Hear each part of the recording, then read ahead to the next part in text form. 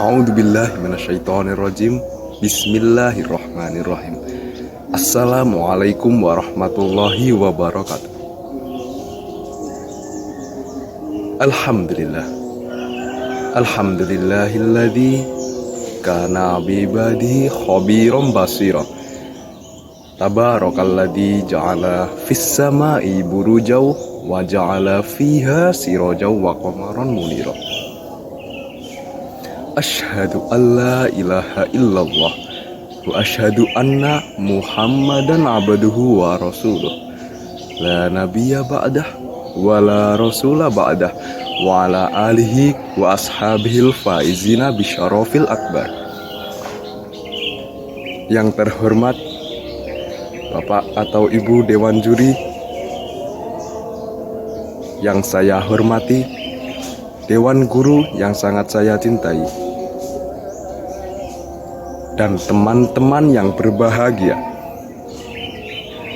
Pertama-tama, marilah kita panjatkan rasa puji syukur kita kehadirat Allah Subhanahu wa Ta'ala yang telah melimpahkan rahmatnya begitu banyak kepada kita, sehingga kita dapat mengadakan lomba da'i dalam rangka memperingati Hari Raya Idul Adha tanpa ada halangan suatu apapun.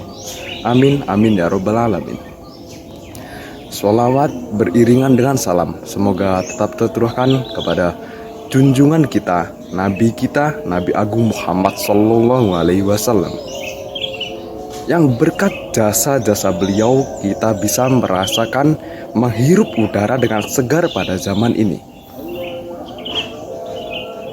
Dan saya di sini akan menyampaikan sebuah sedikit pidato, yaitu dengan bertemakan Idul Adha atau Idul Kurban, dengan judul Sejarah Kurban yang Sangat Istimewa.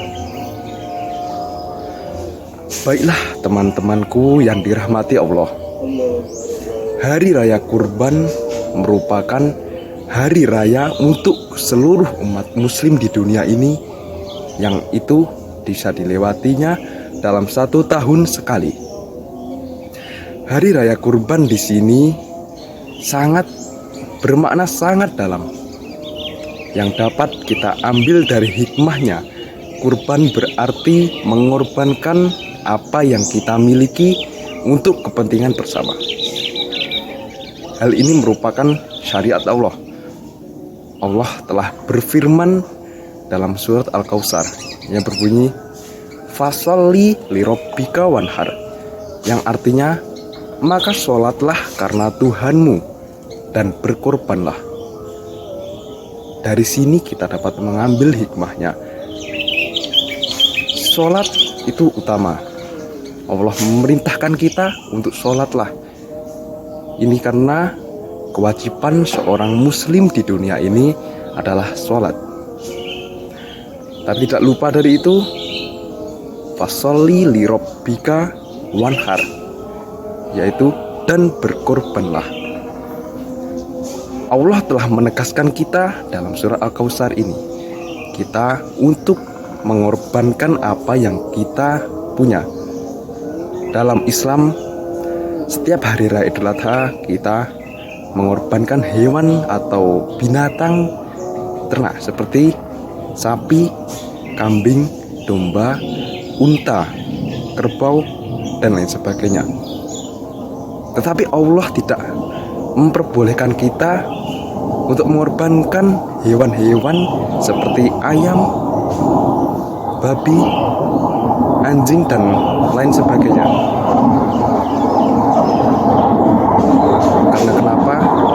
Karena Allah telah menegaskan kita untuk mengutamakan menyembelih hewan kurban seperti kambing, sapi, unta, dan lain sebagainya.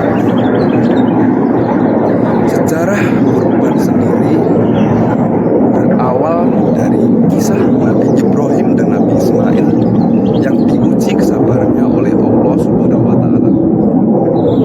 Jadi pada zaman itu Nabi Ibrahim memerintahkan pada saat itu ya, Allah memerintahkan kepada Nabi Ibrahim untuk menyembelih Nabi Ismail.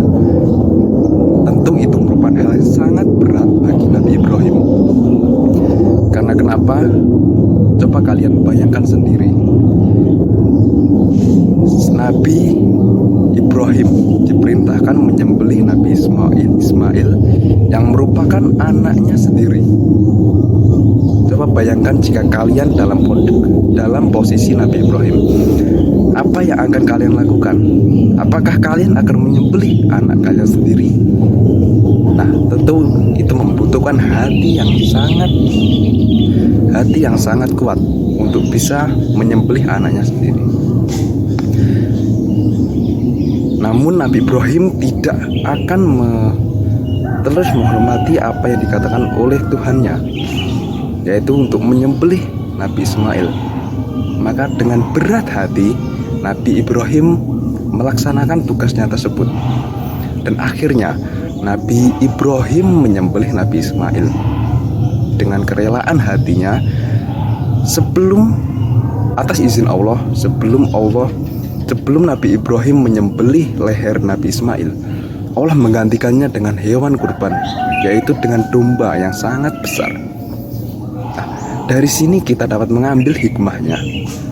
Apapun yang kita relakan dengan ikhlas, maka itu akan ada balasannya sendiri di mata Allah Subhanahu wa taala. Amin amin ya rabbal alamin. Seperti kurban kemarin, ya, kita dapat mengambil misalkan ada Pak A mengorbankan satu ekor sapi, tapi niatnya di sini kurang baik. Sedangkan Bapak B mengorbankan seekor domba, tapi dengan hati yang ikhlas. Bapak B tadi merelakan seekor kambingnya untuk dikorbankan di hari raya Idul Adha. Manakah yang lebih baik antara Bapak A dan Bapak B? Tentu yang lebih baik adalah Bapak A. Karena kenapa? Karena beliau ikhlas, tidak ada hati yang kotor dalam dirinya.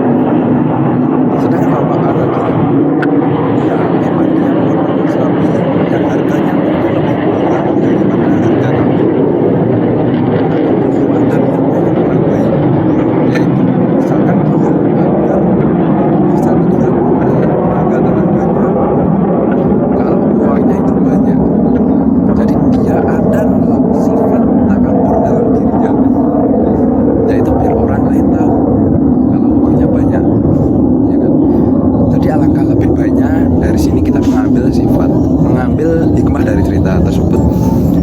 Kita harus menghadap dengan ikhlas, tidak ada pamrih, tidak ada hal-hal yang kurang positif. Misalkan dengan kita bersifat takabur agar orang lain tahu kalau kita mengorbankan sapi. Jadi lebih baiknya kita itu sembunyi-sembunyi dalam berkorban. Maksudnya bersembunyi di sini dengan tidak sombong. Misalkan pamer kepada temannya, kemarin aku korban sapi loh, kamu korban apa? Nah, seperti itu ada sifat sombong dalam dirinya. Ya, mungkin cukup sekian pidato dari saya. Kurang lebihnya saya mohon maaf, dan apabila ada kata-kata yang kurang saya juga mohon maaf. Wabillahi taufiq wal hidayah. Wassalamualaikum warahmatullahi wabarakatuh.